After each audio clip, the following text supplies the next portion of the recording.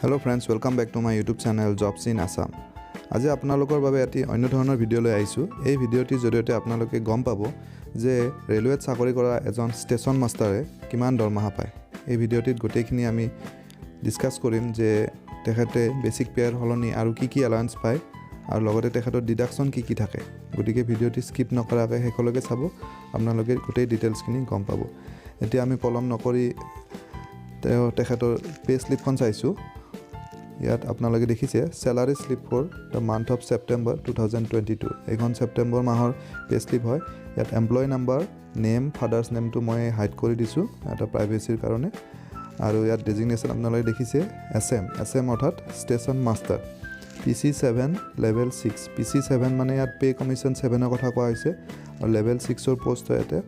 আৰু এইটো basic pay যোনটো হয় এইটো এখেতৰ 41,100, কিন্তু এজন ষ্টেচন মাষ্টাৰে যেতিয়া জয়েন কৰে তেখেতৰ তেতিয়া বেসিক পেটো হ'ব 35,400। নেক্সট ডিউটি লিভ ডেজ এইটো 30, মানে এইটো যদি এবসেন্ট থাকে তেতিয়াহে বিলো 30 হ'ব, আৰু নহ'লে এইটো 30 ডেজে হয় বা 31 ডেজ হয়। আৰু ডেট অফ ইনক্ৰিমেণ্ট এখেতৰ 1/7/2023। প্ৰত্যেক বছৰে যিহেতু এটা ইনক্ৰিমেণ্ট থাকে, কেতিয়াবা কিছুমানৰ জানুৱাৰীত হয়, এইটো 1/1 হয়, আৰু কেতিয়াবা কিছুমানৰ জুলাইত হয়। গতিকে সেইটো ডিপেণ্ড কৰে এমপ্লয়জনে কোনটো ডেটত ইনক্ৰিমেণ্টটো ল'ব। নেক্সট আহিছোঁ তেখেতৰ যিটো আৰ্নিংছত ইয়াত পে অৰ্থাৎ বেসিক পেৰ কথা কোৱা হৈছে। ইয়াত বেসিক পে 41,100। ডিএ বৰ্তমান 38% হয় চেন্ট্ৰেল গভৰ্ণমেণ্টৰ। 38% অফ বেসিক পে অৰ্থাৎ ইয়াত 41,100ৰ 38% হ'ব লাগে, কিন্তু যেহেতু এখন সেপ্টেম্বৰৰ মাহৰ ইয়াত তেতিয়া 34% আছিলে, গতিকে ইয়াত 34% হিচাপত ক্যালকুলেশন কৰা হৈছে। আৰু যেটো SDA হয়, SDA মানে হ'ল স্পেচিয়েল ডিউটি এলাউন্স। এইটো কেৱল নৰ্থ ইষ্ট ফ্ৰণ্টিয়াৰ ৰেলৱেতে থাকে আৰু ইয়াতো 10% অফ বেসিক পে হয়। যেহেতু ইয়াত 41,100 বেসিক পে, ইয়াত 10% 4,110 ইয়াত তেখেতে পাইছে। নেক্সট আছে ট্ৰান্সপৰ্ট এলাউন্স, ট্ৰান অল বুলি যিটো লেখা আছে 2412, এইটো হয় 1800 প্লাছ ডিএ। 1800 টু ফিক্স থাকে, প্লাছ ডিএটো যিমান হ'ব 1800ৰ ডিএ হ'ব, মানে এইটো 41,100 নহয়, 1800ৰ যিটো ডিএ হ'ব সেইটো এমাউণ্ট ইয়াত প্লাছ হয়। নেক্সট আছে NHA মানে নেশ্যনেল হলিডে এলাউন্স। সাধাৰণতে NHৰ দিনাখন, নেশ্যনেল হলিডেৰ দিনাখন ডিউটি নাথাকে, বন্ধ থাকে, কিন্তু ষ্টেচন মাষ্টাৰতো বন্ধ নাথাকে, তেওঁলোকে ডিউটি কৰিবই লাগে কাৰণ ট্ৰেইনটো বন্ধ নাথাকে। গতিকে তাৰ বাবে তেওঁলোকে এটা এলাউন্স পায়, সেইটো নেশ্যনেল হলিডে এলাউন্স হয়, আৰু সেইটো পাৰ ডে 630 ৰুপিজকৈ হয়। তেখেতে সেইটো মাহত 2 মাহৰ বাবে 2টা ডেট NHৰ কাম কৰিছিলে, সেইকাৰণে তেখেতে 1260 ৰুপিজ পাইছে। নেক্সট আছে NDA অৰ্থাৎ নাইট ডিউটি এলাউন্স। যেহেতু ষ্টেচন মাষ্টাৰৰ শিফটিং ডিউটি হয়, গতিকে নাইটতো কাম কৰিব লাগে তেওঁলোকে, আৰু সেইকাৰণে নাইট ডিউটি এলাউন্স পায়, আৰু এইটো পাৰ নাইট হিচাপত তেওঁলোকে অলমষ্ট 500 ৰুপিজ মানকৈ পাইছে। বা ভাড়া ঘৰত থাকে আৰু কোৱাৰ্টাৰ নাথাকে তেতিয়াহ'লে হাউচ ৰেণ্ট এলাউন্স পাব, আৰু সেইটো 18% হয় চিটি এৰিয়াবিলাকত আৰু 9% হয় বাকী ৰিম'ট এৰিয়াবিলাকত।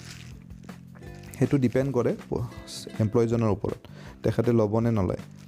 আৰু ইয়াতে আমি আহিছোঁ ডিডাকশ্যনটো চাই লৈছোঁ। ইয়াতে NPSTI অৰ্থাৎ এইটো নিউ পেঞ্চন স্কিমৰ হয় তেখেত। গতিকে নিউ পেঞ্চন স্কিমত ইয়াতে 10% of basic pay plus DA, basic pay আৰু ডিএ লগাই পেলাই তাৰ 10%টো NPST ডিডাক্ট কৰে। CGS এইটো চেণ্ট্ৰেল গভৰ্ণমেণ্টৰ এটা হেল্থ স্কিম হয়, য'ত 30 ৰুপিজকৈ কাটে। আৰু বাকীখিনি যি দেখিছে আপোনালোকে এইচ ৰেণ্ট অৰ্থাৎ হাউচ ৰেণ্ট আৰু ৱাটাৰ আৰু ইলেক্ট্ৰিক, এই তিনিটা বস্তু তেখেতে যিহেতু কোৱাৰ্টাৰত থাকে, সেইকাৰণে তেখেতৰ এইখিনি এটা মিনিমাম চাৰ্জ এটা ডিডাক্ট কৰিছে।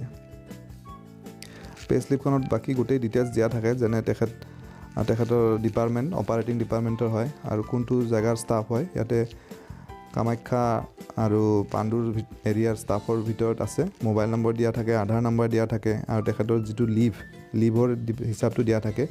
LAP আৰু LHCP বুলি আছে। LAP মানে আপোনাৰ যিটো আৰ্নিং লিভ হয়, আৰু LHCPটো হেল্থ ৰিলেটেড যিটো মেডিকেল লিভ থাকে সেইটো আৰু ইয়াত প্ৰাণ নাম্বাৰ দিয়া থাকে PPAN নাম্বাৰ দিয়া থাকে আৰু তেখেতৰ একাউণ্ট ডিটেইলছ বেংক একাউণ্টৰ ডিটেইলছটো ইয়াতে দিয়া থাকে এতিয়া আহিছোঁ আমি তেখেতৰ গ্ৰছ পে তেখেতৰ হৈছে 74,203 rupees পাইছে আৰু তেখেতৰ যিটো গ্ৰছ ডিডাকশ্যন হ'ব সেইটো 6,541 rupees আৰু যিটো নেট পে তেখেতৰ 67,662 গতিকে এইটো ভেৰি কৰিব এইটো পাৰ্চনলৈ পাৰ্চন ভেৰি কৰে যদি তেখেতৰ TA থাকে আকৌ বেছি হ'ব আৰু যদি HR লৈ আকৌ বেছি হ'ব তেতিয়া ডিডাকশ্যনো কমি যাব আৰু এইটো নতুনকৈ জইন কৰা এজন এমপ্লয়িৰ ক্ষেত্ৰত কিন্তু সেম নহ'ব তেখেতৰ অলপ কম হ'ব কাৰণ তেখেতৰ বেচিক পেটো কম হ'ব বেচিক পেটো তেখেতৰ 35,400 হ'ব গতিকে সেইটো হিচাপতে এইখিনি ক্যালকুলেশ্যন কৰিলে তাৰ টোটেল